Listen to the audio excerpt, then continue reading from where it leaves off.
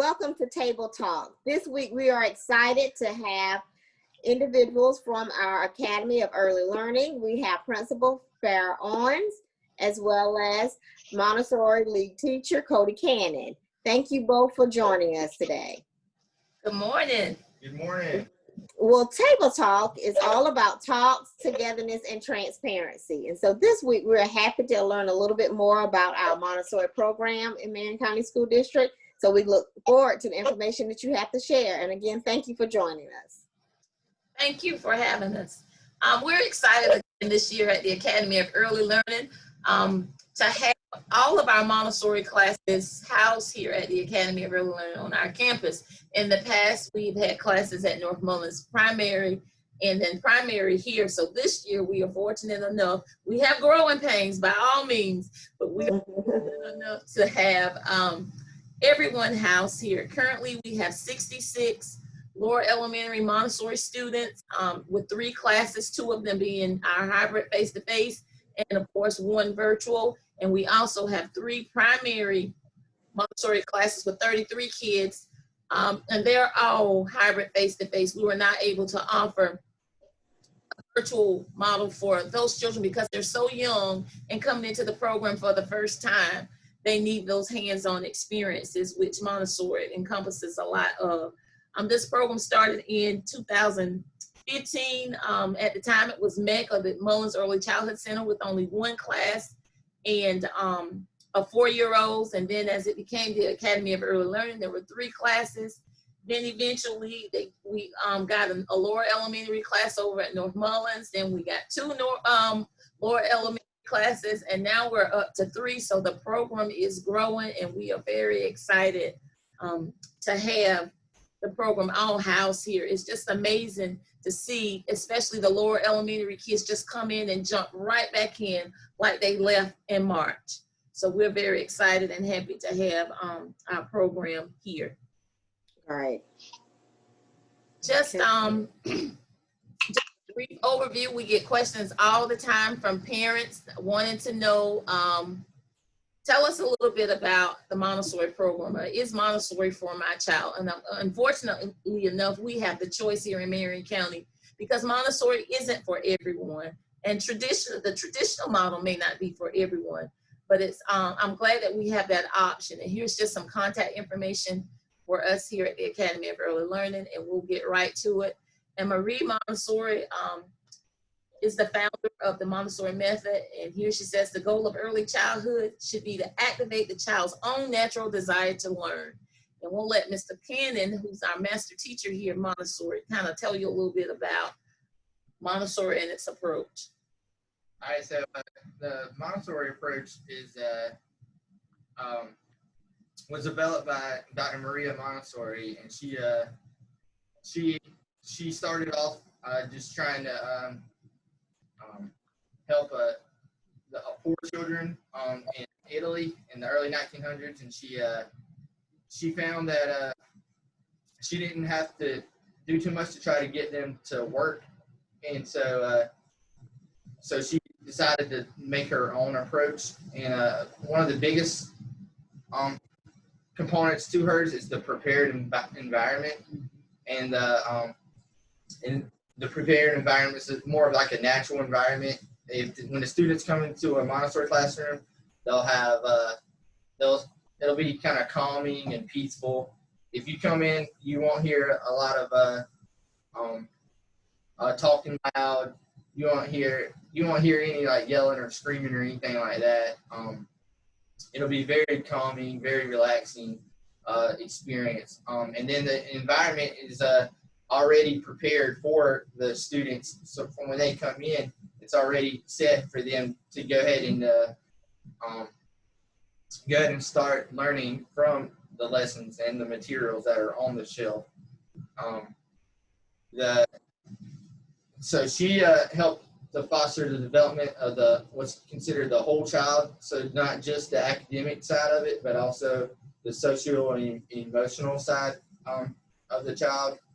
It has a big emphasis on one-on-one teaching, which is very, which as a former traditional teacher is very it's very nice to be able to teach one-on-one to a student because we can meet the child where they're at, wherever they come in. If they're below level, on level, or above level, we can meet them where they're at, and we have a sequence that we follow, and so wherever they're at, we know where to go to next.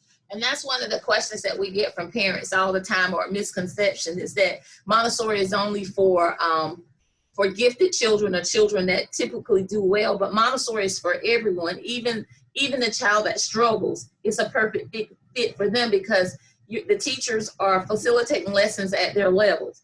Then you have those children that are gifted. Well, it's great for them as well because the teachers are facilitating lessons at their level. And then those that are in the middle, it works for them as well because it's so individualized. But Montessori isn't for everyone.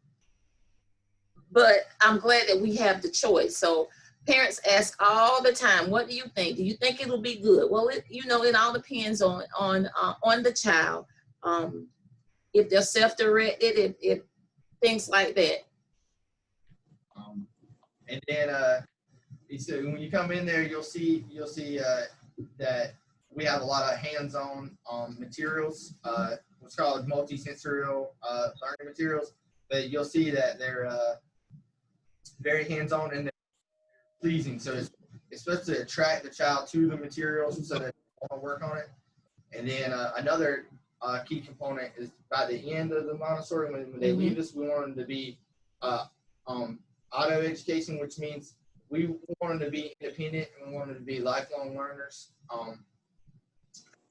I taught traditional second grade 3 years ago, and I taught primary 3-year-olds. My 3-year-olds were more independent, and then my second graders were in traditional, and they were 7 and 8. And so it just shows that her method does work if we do it correctly. And then just like traditional, we have centers or areas, and Montessori focuses on 5 areas: language, math, sensorial, practical life, and cultural, because our children have to be assessed just like children in a traditional classroom. They have to take end of the year whatever assessments that the district mandates. They have to complete those assessments as well. So it's just not, this method really works and the children are learning. So language, that's where they learn their phonics and their reading and things like that, how to write.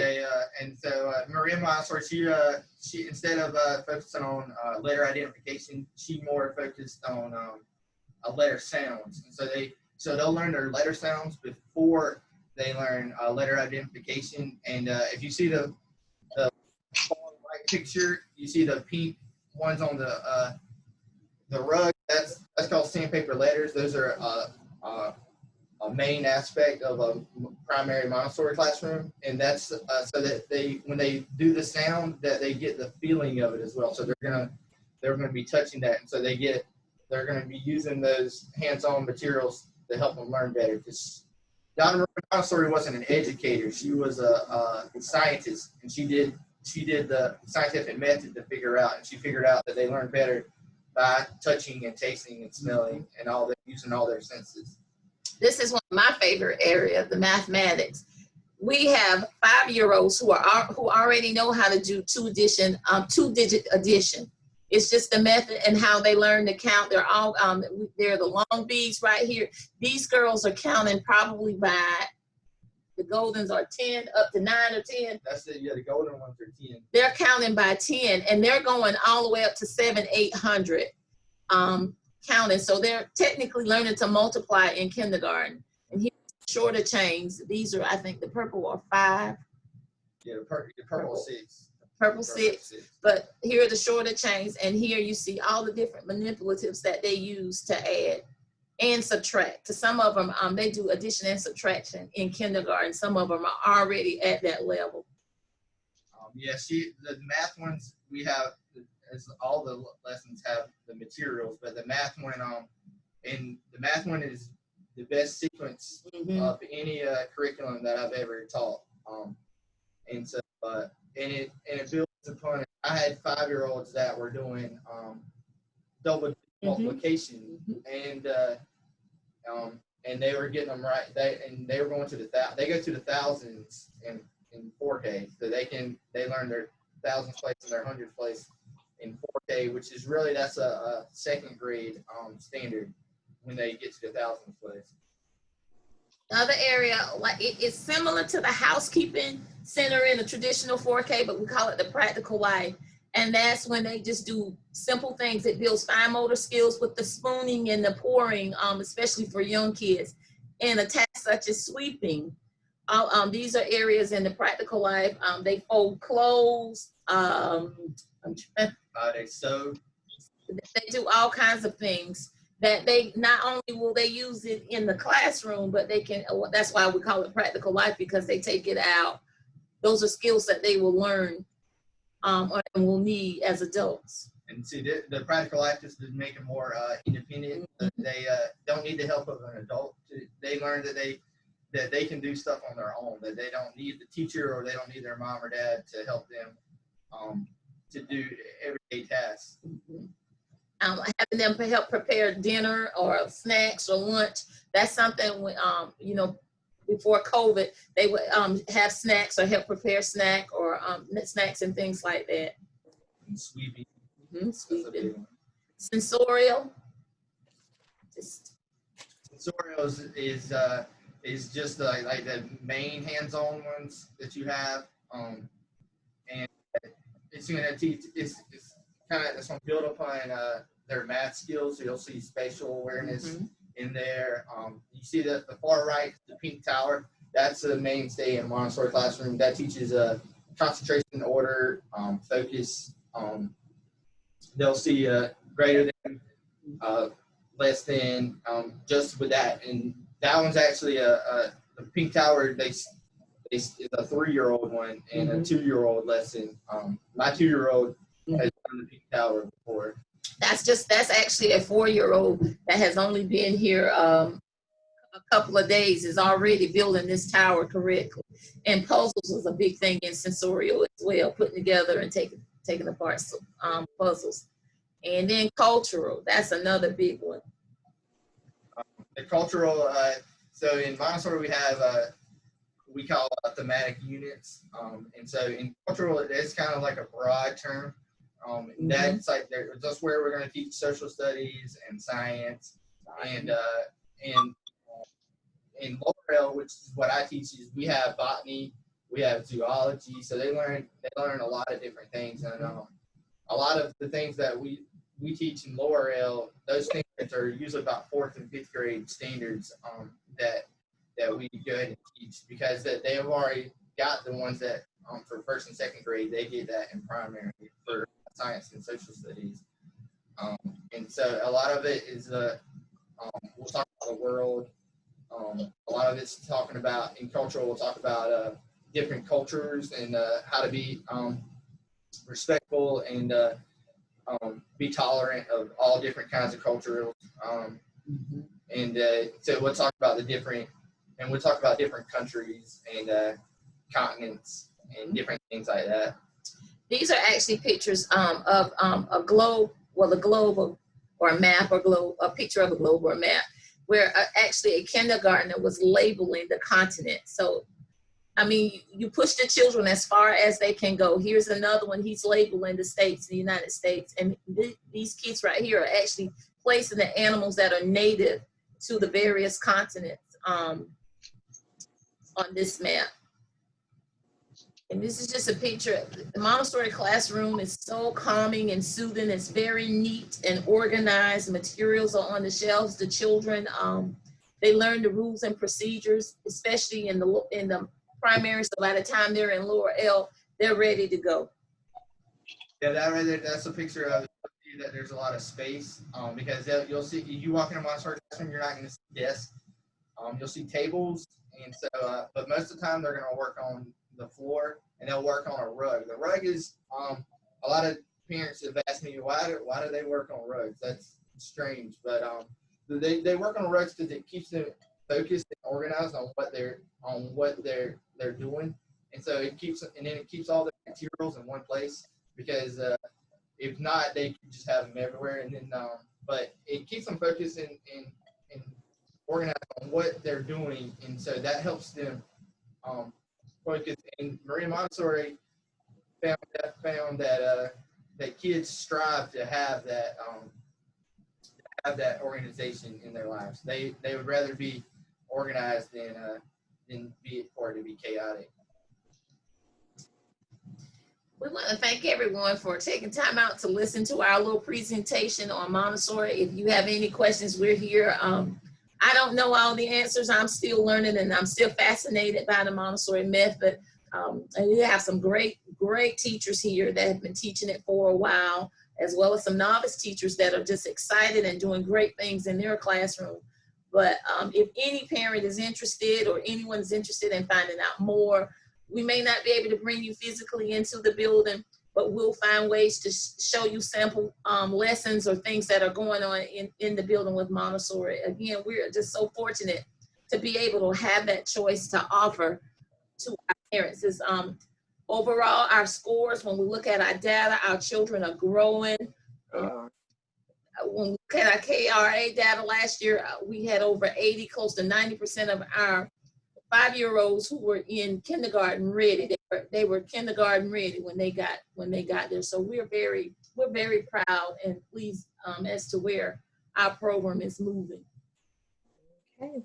Well, thank you. I do have a few questions.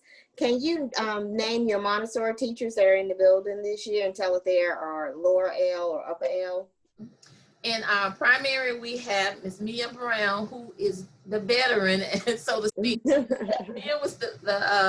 Mia was the teacher that started back in 2015. She was.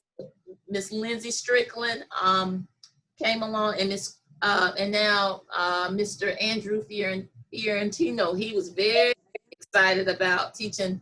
He hadn't been about teaching Montessori. He even wanted to do his student teaching. So he did over in Florence, and I think he was here doing some preclinical things with Coastal Carolina a couple of years ago, and he just fell in love with the program. I think the school too. So he's back, and then we also have in Lower L we have Mr. Cannon, of course, and Mr. Elvington, who is not only a teacher, but a parent of a Montessori student. And this has been one of her lifelong dreams, is to become a Montessori teacher. And we have Miss Lakeisha Murray, who is our virtual Montessori teacher, who has just stepped in and has taken off running with the Mr. Cannon and Miss Elvington. They are a great team. They pull together and they all work together. So good. Good.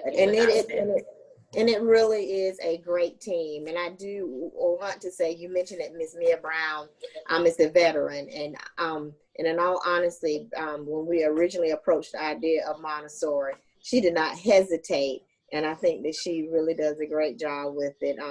And the whole team does a great job. And so I want to thank you for your leadership, Ms. Owens, and want to thank you for serving as a liaison for our Montessori program, Mr. Cannon, as well. So parents, Montessori is a great program. When you look at the data of the students that have been exposed to that Montessori curriculum, Montessori program, it is positive in every area across the board. So if you're interested, our goal in Marion County School District is to continue to grow our Montessori up each year by grade level. And so we just look forward. Someone asked, are you trying to take it to middle school? And I know there are some districts that have it in middle school. Right now, we're really focusing on trying to make sure that we have it all the way, at least through our elementary level at this point. Just a few comments to our parents before we end. We are aware that there are some families, and it's not consistent across the district, but we've had some families with a lot of technology issues, whether it's with device or with hotspots, some with both. And then we have some families, you're able to log in, you're on the site, you're in your teams. I see your children as I walk through, they're in their classes and things are going fine. Our technology department is troubleshooting, trying to figure out the randomness of those who cannot log in. And so we do ask for your patience. We still have contacts at each of our schools that you can reach out to kind of guide you and help you through the process as much as possible. We also are starting some other additional resources next week to support our families with some type of help desk. Trying to walk you through the process of getting connected, because our children need to be connected if they are able to. So at this point, I just want to thank you for your patience and know that we're trying to troubleshoot and identify where the issues are in terms of those who are not able to connect or those who are not able to stay connected. And so I want to thank you for that and thank our technology team for the work that they're doing as well. So again, hopefully you've enjoyed today's session of Table Talk. Again, thank you for joining us and look forward to seeing you again next week.